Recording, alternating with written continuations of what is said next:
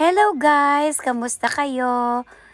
Ngayon po ay magluluto tayo ng burger patty gamit ang balat ng saging na saba.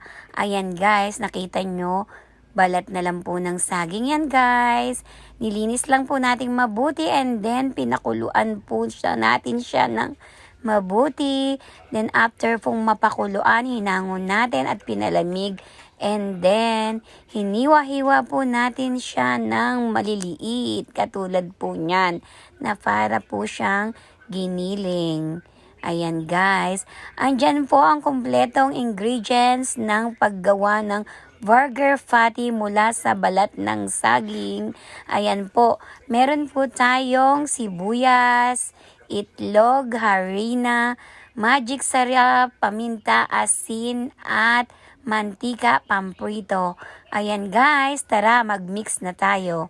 Sa isang bowl, ilagay na natin ang hiniwa nating balat ng saging, sibuyas, paminta, asin, magic syrup, at harina. Then, lagyan din natin siya ng itlog. I-mix lang natin po together para mag-combine po ang ingredients. And then, pag ganyan na po ang kanyang consistency, ayan, pwede na po natin yan i-frito. Tara guys, umpisa na natin mag-frito. Ayan guys, maliliit. Bali, isang kutsara lang po ang aking piniprito. And then, pina-flatten lang natin yan guys. Sa mahinang apoy lang po natin iprito guys at nang hindi po masunog. Look guys, tingnan nyo, makikita nyo ba na iyan ay isang balat galing sa balat ng saging, 'di ba? Mukha din po siyang karne, guys.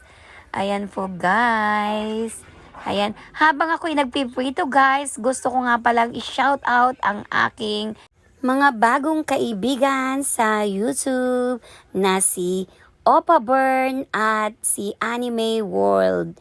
Ganon din, shout out din kay Mr. Lito Jimenez. Ayan, guys. Subscribe na din po kayo sa kanilang channel. Ayan guys, luto na ang ating burger patty. Hanguin na natin at tara, mag-plating na tayo. Ayan guys, look.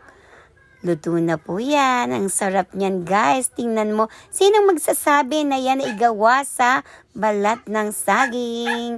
Try nyo po minsan guys. Salamat po sa inyong panonood. Thank you for watching, guys. Follow for more. Sana'y nagustuhan nyo po ang aking video. Bye.